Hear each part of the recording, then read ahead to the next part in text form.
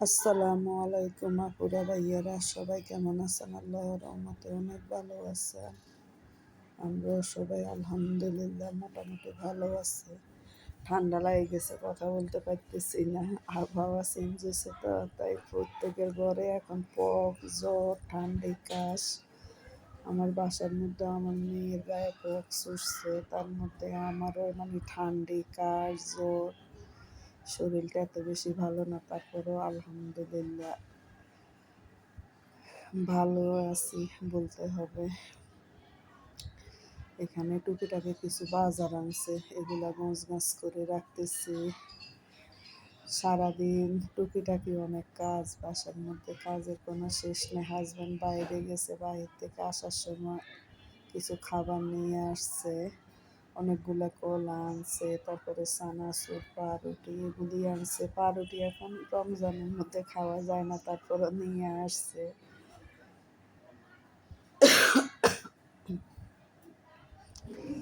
কলা দিয়ে দুধ দিয়ে ভোর রাত্রে আমার শাশুড়ি ভাত খায়, তাই কলা নিয়ে আসছে। রমজানের জন্য দেখা যায় বেশিরভাগ কলা নষ্ট হয়ে যায়, অনেকগুলো নিয়ে আসছে কলা। ছেলে মেয়েও রমজানের মধ্যে খাইতেছে না, মেয়েরও গায়ে অনেক পক্স উঠছে, প্রচুর পক্স উঠছে। মানে মেয়েও খুব অসুস্থ, মেয়েও খাইতে পারতেছে না, ছেলেও খাইতে পারতেছে না, সবাই একটু অসুস্থ বাসার মধ্যে। কিন্তু সবচেয়ে বেশি অসুস্থ হয়েছে আমার মেয়ে। তারপরও যতটুকু পারি সবার সেবা যত্ন করি, কিন্তু আমি নিজে অসুস্থ হয়ে গেলে আমাকে এক গ্লাস পানি দেওয়ারও কেউ নেই। সবচেয়ে বেশি কষ্ট হয় আমারও যদি কোনো কিছু হয়, কারণ দেখা যায় পুরুষ মানুষের মধ্যে আমার হাজব্যান্ড আর আমার ছেলে আছে। আমার ছেলে কখনো রান্না বান্নাও করতে পারে না, আমার হাজব্যান্ডও রান্না বান্না করতে পারে না। আমি অসুস্থ হয়ে গেলে দেখা যায় সবার খুব কষ্ট হয়ে যায়। আর আমার কেউ নাই না যে আমার বাসার মধ্যে আসি রান্না বান্না করে দিবে। ভাইয়ের বউরা আছে ছোট ছোট বাচ্চা নিয়ে, ওরা নিজেরে অস্থির। তার মধ্যে মেয়ের গায়ে পক্স উঠছে তো, সেই জন্য কাউকে বলি না বাসার মধ্যে আসতে। এখানে ইফতারিগুলো রেডি করে নিতেছি। আমার শাশুড়ি ইফতারি খায়, আমার হাজব্যান্ড ছেলে ইফতারি খায়, কিন্তু আমি আবার ইফতারি খাই না, আমি ভাতে খাই। কিন্তু ইফতারি খাইলে দেখা যায় আমার মানে ইদানিং পেট ব্যথা করে, গলা ব্যথা করে, আরও অস্থির অস্থির লাগে। তাই পান্তা ভাত, ডালের বড়া, পেঁয়াজ, কাঁচামরিচ, লবণ এগুলো দিয়ে পান্তা ভাত খাই, কিন্তু খুবই ভালো লাগে খাইতে। বিশ্বাস যদি করেন মনে হয় পোলাও, কোরমা, রোস্টের থেকেও মানে এভাবে খাইতে অনেক মজা লাগে। জানি না কার কাছে কেমন লাগে। আসলে আমরা মধ্যবিত্ত ফ্যামিলির মানুষ, যতই বাড়ি গাড়ি থাকুক না, কিন্তু তারপরে আমরা মধ্যবিত্ত ফ্যামিলির মানুষ, কিন্তু সব কিছু খাওয়া আমাদের অভ্যাস আছে। আলহামদুলিল্লাহ কোনো কিছু নিয়ে কোনো সমস্যা নাই। লবণ দিই, মরিচ দিয়েও মাঝে মধ্যে খাই। তার মধ্যে মাঝে মধ্যে আবার পোলাও, কোরমা, রোস্টও খাই, গরুর মাংস খাই, মুরগির মাংস খাই, যে সময় যা পাই তাই খাই। এখানে চা তৈরি করতেছি, সারাদিন রোজা রাখি। ইফতারের পর সবাই একটু, সবাই মানে কি আমি, আমার শাশুড়ি আর আমার হাজব্যান্ড, আমরা মানুষ তিনজনে চা খাই। আমার ছেলে মেয়ে চা খায় না। একটু চা খেলে মনে হয় সারাদিনের ক্লান্তি দূর হয়ে যায়। আর এখানে সবাই খাই, সবাই টেবিলের উপরে এগুলো রাখে গেছে। আমি ভাতটা খাই, মাগরিবের নামাজ পড়তে গেছিলাম, মাগরিবের নামাজ পড়ে তারপরে রান্নাঘরে চা বসাই। এখন টেবিলটা একটু গোছগাছ করে নিতেছি। আর এখন ইদানিং মানে আসলে কত খাইতে পারে বুট, মুড়ি, এগুলো তো মানে 30 দিনে 30 দিন, এগুলো তো কোনো হাদিস কোরআনের মধ্যে আসলে নাই, কিন্তু আমরা বাঙালিরা তারপরও কি যে একটা মানে কি আর বলবো, বুট মুড়ি ছাড়া আমাদের মনে হয় ইফতারে হয় না।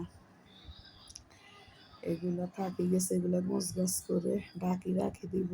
দেখা যায় রাতের বেলা আমার হাজব্যান্ডে আবার টুকিটাকি একটু খায়। আর এখানে সব কিছু এলোমেলো হয়ে আছে, গোছগাছ করে চাটা খাই, একটু ঘুমাবো, ঘুম থেকে উঠি, তারপরে রাতে রান্নাগুলো করব, রান্না করে তারপরে নামাজ পড়ি।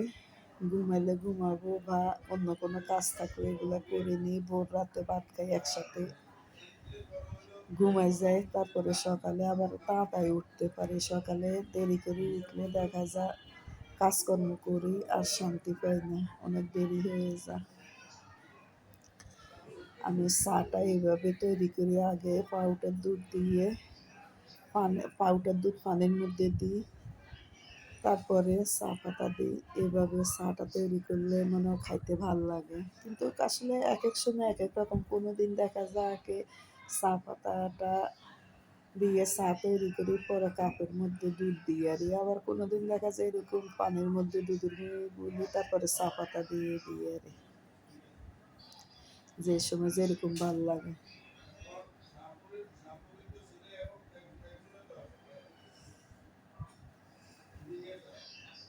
চাটা খাইলে মনে হয় সারাদিনের ক্লান্তি একদম দূর হয়ে যায়, খুবই ভাল লাগে চাটা খাইলে। আর মানে কি আর বলবো, প্রথম প্রথম কয়দিন ভাল লাগছে, ইদানিং মানে পানির এত পিপাসা লাগে, পানি না খাই সারাদিন আরো মানে পুরো একদম অবস্থা খুব খারাপ হয়ে যায়, জ্বালা পোড়া অস্থির অস্থির মানে এরকম লাগে সারাদিন। আরো বিরক্ত লাগে, কারোর কথাবার্তা শুনতেও ভাল লাগে না, কেউ কথাবার্তা বললে মানে শিক্ষার দিয়ে উড়ি। আমার শাশুড়ি বলে যে রোজা রাখি মনে হয় ব্যাধিস হয়ে গেছে, খালি মানে ভালো কথা কইলেও শিক্ষার দেয়, খারাপ কথা কইলেও শিক্ষার দেয়। পরে আমি বলি কি সেটা আপনারা বুঝতেন না, সারাদিন কাজকর্ম করি, তারপরে কেউ মনে কথা বললে মনে আরো মেজাজ গরম হয়ে যায়, আরো চিল্লাচিল্লি করি। এখানে ডাল দিয়ে, নারিকেল দিয়ে, ডিম দিয়ে রান্না করতেছি। এগুলাকে আমাদের নোয়াখালীতে সিমা বলে, জানি না কোন এলাকাতে কি বলে। এরকম এই যে ডিম ভাঙি, তারপরে এরকম ডালের উপর দিয়ে বসাই দিই, ডাকনা দিয়ে রাখলে এরকমভাবে ডিমগুলা খাইতে কিন্তু অনেক মজা। সন্ধ্যার সময় একটু বাইরে হইলাম, আমার মেয়ের ক্লিপ লাগবে, ক্লিপ কিনতে বাইরে হইলাম, দেখি পছন্দ হয় কি না।